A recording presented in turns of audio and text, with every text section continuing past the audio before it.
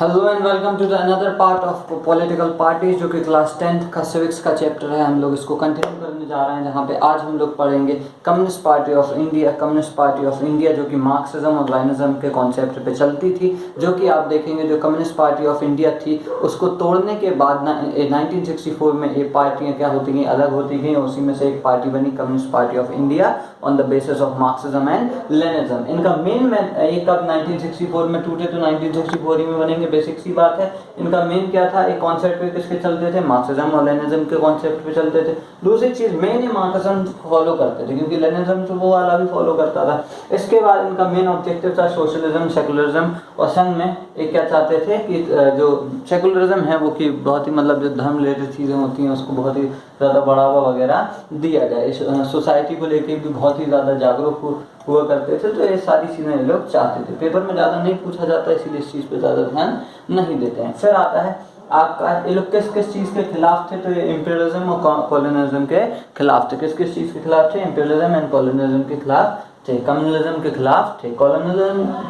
Colonies के खिलाफ तो मोस्टली सारे ही थे, क्योंकि कोई नहीं चाहता था दोबारा कि ब्रिटिशर्स आके हम पे दोबारा रूल करें या कोई भी कंट्री आके हम पे दोबारा रूल करे। इसके बाद ऑब्जेक्टिव आते हैं, जो कि आपके ये लोग कैसे काम करते थे, क्या क्या मोटिव था, क्या एम था। तो ऑब्जेक्टिव में अपन लोग देखेंगे ये क्या चाहते थे, जो इंडिया है इसको सोशियो इकोनॉमिक लेवल पे जस्टिस मिले। क्या मिले, सोशियो इकोनॉमिक लेवल पे जस्टिस। इंडिया मतलब हर आदमी जो इंडिया में है उसको इस लेवल पे क्या मिलनी चाहिए, जस्टिस मिलनी चाहिए। मतलब उसको पैसे से जात से पात से इन चीज़ों से नहीं तोड़ना चाहिए। आप देखेंगे लगभग ये जो पार्टी है इसने 34 ईयर्स वेस्ट बंगाल में रूल करा है। तो आप देखेंगे एक बहुत ही अच्छी लेवल की पार्टी है, क्योंकि 34 साल एक ही स्टेट पर रूल करना बहुत बड़ी बात होती है। आप देखेंगे 2014 में इसको 9 सीट्स मिली थी और लगभग 3% राज्यसभा में वोट्स मिले थे।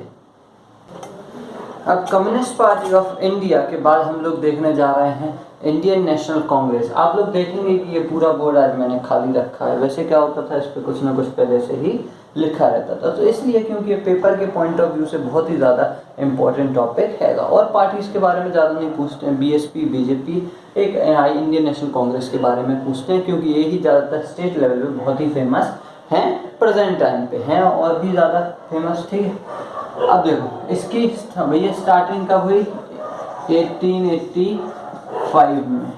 किसने बनाई थी भैया, ए.ओ. ह्यूम। किसने बनाई थी, ए.ओ. ह्यूम। तुम तो कहोगे अंग्रेज है। हाँ भैया, अंग्रेज ने ही पार्टी बनाई थी, क्योंकि जो इंडियंस हैं उसको उसमें शामिल करा जाए, इंडियंस अपने डिसीजन खुद से ले सकें, इसके लिए पार्टी बनाई गई थी।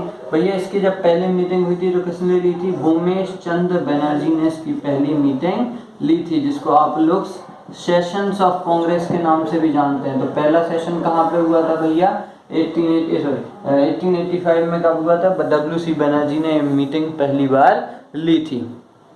इतनी बात तो क्लियर हो गई होगी। इतना तो किताब में भी नहीं लिखा है, सिर्फ इंडियन नेशनल कांग्रेस का 1885 तक ही किताब में जानकारी दी है। इसके बाद आप देखेंगे पार्टी बहुत ही ज़्यादा देश के पॉइंट ऑफ व्यू से बहुत अच्छी है, क्योंकि इसके पहले prime minister Jawaharlal Nehru, first prime minister of India and the first prime minister of Indian national Congress, it is Jawaharlal Nehru. अब इतना क्या खास है, नेहरू को तो आधा देश भर गाली देता रहता है। ठीक है, नेहरू ने देश को लूट लिया, फलाना कर दिया। एक्चुअली जो लोग नेहरू को गाली देते हैं वो घर का इतिहास पढ़ के आए हैं, तो आप उनकी बातों पे ध्यान ना दें। जब तक आप किसी आदमी की बातों पे ध्यान ना करें, जब तक आपको उस चीज़ के बारे में खुद से पूरी नॉलेज ना हो।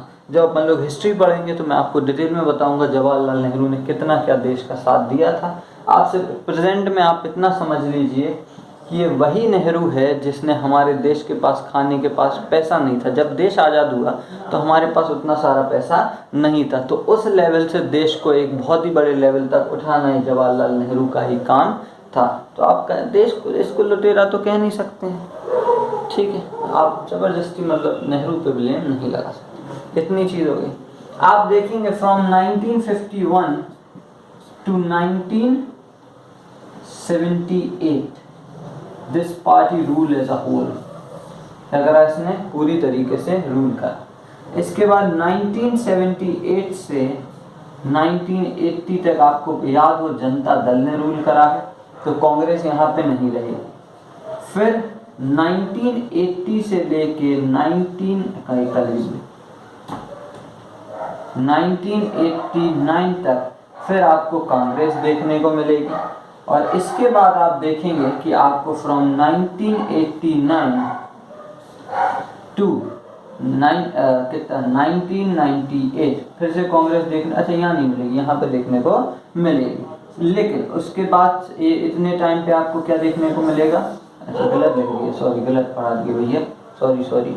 यहाँ पे आपको कांग्रेस देखने को मिलेगी, यहाँ पे आपको कांग्रेस देखने को नहीं मिलेगी।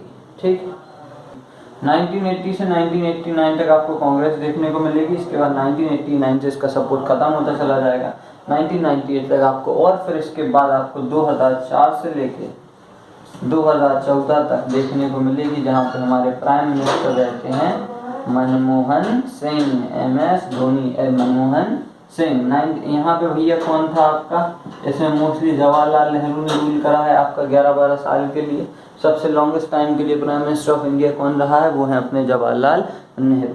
एक पार्टी आप देखेंगे देश के पॉइंट ऑफ व्यू से बहुत ही ज़्यादा इम्पोर्टेंट है, जहाँ पे इसने देश के लिए बहुत ही ज़्यादा चीज़ें करी हैं, जो इवनली आप देखेंगे नॉर्मली कोई स्टार्टिंग में आके नहीं कर सकता था। वो ऐसे लीडर इस पार्टी में थे। खैर अभी राहुल गांधी जैसे हैं, खैर राहुल नाम के लोग बहुत फेमस होते हैं, लेकिन उतना ज़्यादा ये देश के लिए काम नहीं कर सकते हैं, इसीलिए उनको नेता बनाना अभी फ़िलहाल में तो ठीक नहीं है। अब आप देखेंगे कि ये 2014 के चुनाव में भी क्या थी, ये बहुत ही ज़्यादा एक इम्पॉर्टेंट पार्टी थी, सेकंड लार्जेस्ट पार्टी थी हमारे देश के पॉइंट ऑफ व्यू से, जहाँ पे इनने, अगर आप लोग देखेंगे कि जब 2004 से लेकर, कब से 2004 से लेकर 2014 तक जब इनने रूल करा, तो इनने किसके संग में अलायंस बनाई थी भैया, UPA के संग में, यूनाइटेड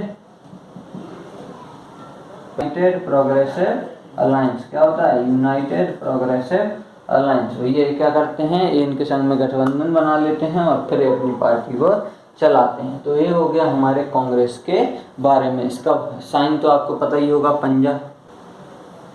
इसके बाद तीसरी पार्टी आती है, जो कि आप देखेंगे NCP, नेशनल कांग्रेस पार्टी। तुम कहोगे जे इंडियन नेशनल कांग्रेस, जे नेशनल कांग्रेस पार्टी चल क्या रहा है, जो आपसी में टूट जाते हैं। हाँ भैया, तो ये टूट के ही बने हैं। इसमें क्या हुआ भैया, इंडियन नेशनल कांग्रेस का जब स्प्लिट होता है तो उससे क्या बनती है, NCP बनती है। NCP का मेन फिनोमेना था कि ये गांधीयन फिलॉसफी पे चलते थे।